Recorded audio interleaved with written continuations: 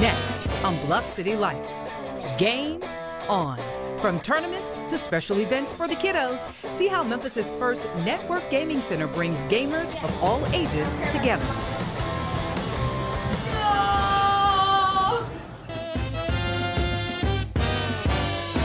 Pac-Man. Maybe you played it with a joystick on your Nintendo, but you played it, right?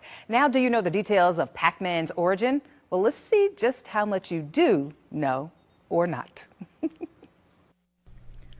Pac-Man was an immediate hit when it launched in 1980. It was the first game to have mass appeal beyond typical gamers. It had several other firsts. It was the first video game to introduce enemies to the players. In 2010, Google honored its 30th anniversary with an online version to its homepage. Over 1 billion people played it within 24 hours. Keep chasing dots, Pac-Man. Well, Game On Memphis, I want to introduce you to the man and the woman who cares about our youth and using his passion for gaming to mentor and encourage them. I want to welcome Mr. Charles Story Jr. and Sharon Willis. I was just into my little Pac-Man zone. Yes, First of all, how are you two? We are great. Game On. We can head out there and play all day, all night, every day. Doesn't really matter. Tell us a little bit about it, Sharon. Well, Game On is a Memphis' first network gaming center. Yeah. And young and old can come out and play. It doesn't matter. But one of our focuses is educating through gaming. So I'll let Charles tell you a little more. And so, Mr. Story, why is this so personal for you? Well, first and foremost, I just want to thank the Heavenly Father and His Son, Jesus Christ, for allowing us to be here and the opportunity to talk about Game On.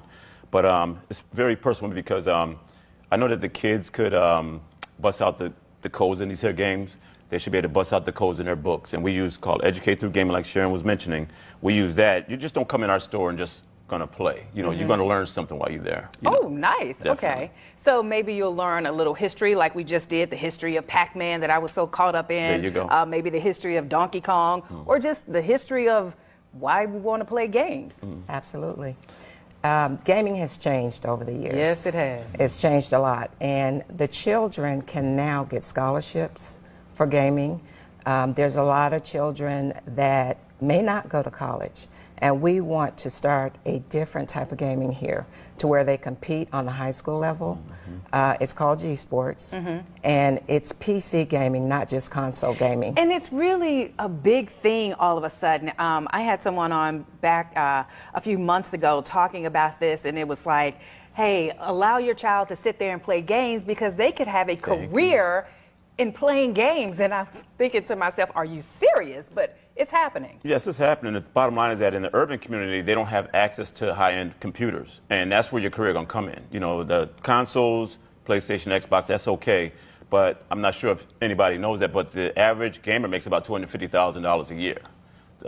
In 2018, the top gamer made $3.5 million playing video games. Well, you know, when you start talking dollars, you start making a lot of people say, I think that makes a whole lot of sense right now. Yes, it Playing does. games. But then again, you don't just play, you are going to learn a lot there at Game On. Yes, absolutely.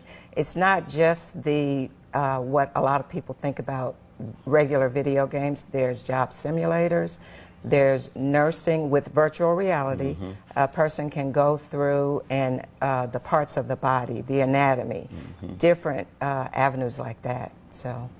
This is pretty cool. And one other thing that we do is also that when you come in, no baggy clothes, you ain't gonna be up there cursing, the N-word, all the stuff like that. Nah, I'm gonna stop you right at the door and say, look, nah, this is more family oriented. But I love it over at the Oak Court Mall where we're at. We have two locations, Southland Mall and Oak Court Mall. Oak Court Mall. And why do you put them in the mall?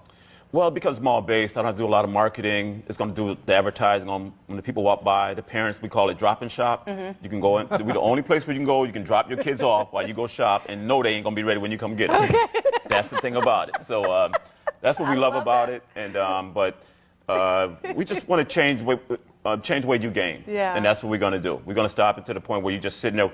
And it's diversified. You know, I mean, we want everybody to come in. And sports and games bring people together. And trust me, gaming does also, you know. All right. Thank you so very much. Well, you're welcome. I think you heard him. The only place, parents, you can go and drop your kids off, and they will not be ready to leave when you're ready. You might have to pull them out of there. That's right. Or drop them off again. That's right. Hey, drop them off. Thank you, too. And thank you all for allowing me to be a part of your Bluff City life. I'm your host, Janine Gordon. We do this each and every weekday afternoon. Join us again. Bye, everybody.